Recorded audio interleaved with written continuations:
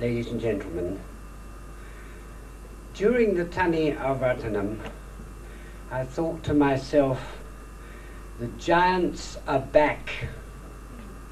Firstly, of course, and above all, Your Highness's royal ancestor, Sri Swati Tirunal, about whom there was some curious, what we would call in French, divertissement, 2 or 3 years ago, which reminded me of the time when the Pope said there wasn't a St. Philomena anymore and there wasn't a St. Christopher anymore. And this was received, I think, with equal derision. Sri Swati Tirunal, his spirit was with us this evening. But also some musical giants.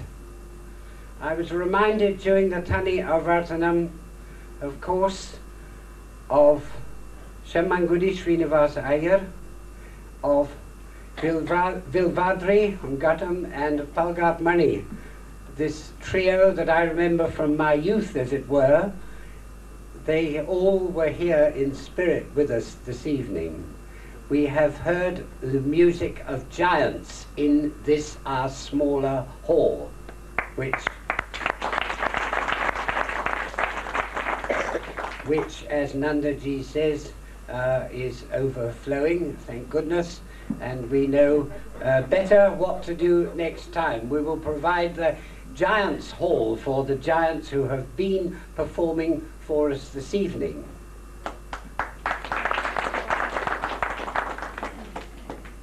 Your Highness, first of all, somehow or other, you got our percussionists and our own Chandru here to play in a way that we don't always hear. They went to their very best. And why did they perform so well? Because, sir, of your brilliance and your enthusiasm and your encouragement, not only for your accompanists, but for all of us, to infuse such musicians' music for us, that one is only sorry that not more of us were here. I wish that all 760 of our students had been here. Not that all of them are doing music, but all of them should have been here to hear a young talent, may I say, a young talent of such brilliance and such charm and such depth as we have heard this evening. I was, of course, delighted that after the Varnam you started off with the Samaram piece of Muthuswami Dikshitha, otherwise I suppose in Shanmugapriya, Siddhi Vinayakam. Being a Dikshitha fan, I was delighted with that. And I thought your Swara passages then were really superb. It's a raga I'm particularly fond of. And of course the Alapana for the Pantavarali, otherwise Kamavartini piece of Tyagaraja. During it I thought to myself, now is he going to follow the first Swati Tirunal piece with Sarasaksha? I did wonder whether you were going to give us that. I rather hoped so, because it was one that I happened to learn many years ago. But however, it was a delight to hear firstly that Tyagaraja piece and then another one after the break.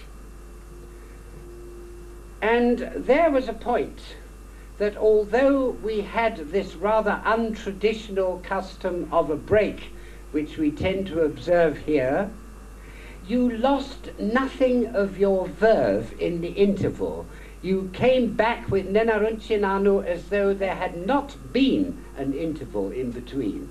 You picked up straight away. There was no need to change gear, as it were, in the second part. You were already fully engaged, and that also I noticed.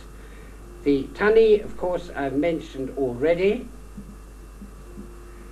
And lastly, in Madhyama Shruti, how often does one now hear Nada Namakriya? It was a delight after some time. I can't remember when I last heard that raga in a performance. It may be that it is not as popular as it used to be in my youth, when all the time one heard either from Pratamal or MS something in Nada Namakriya. It was a pleasure to hear that, sir, and thank you for a wonderful performance.